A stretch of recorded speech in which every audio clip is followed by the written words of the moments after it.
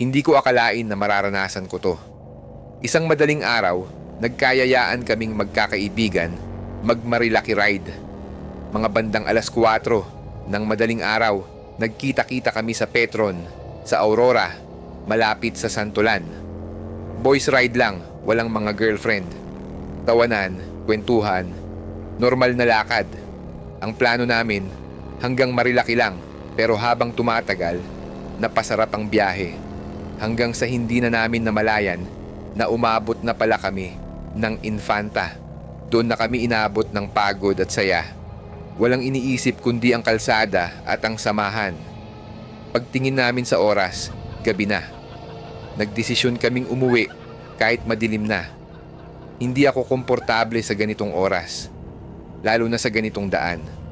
May mga pagkakataon kasi na parang may kung anong bumubukas sa paningin ko kapag malalim na ang gabi. Bandang 11:00 ng gabi, umuwi na kami. Tahimik ang daan. Madilim. May manipis na hamog na gumagapang sa paligid. Isa-isa nang bumibilis ang mga tropa ko hanggang sa ako na lang ang naiwan sa likod. Nahihirapan akong makakita.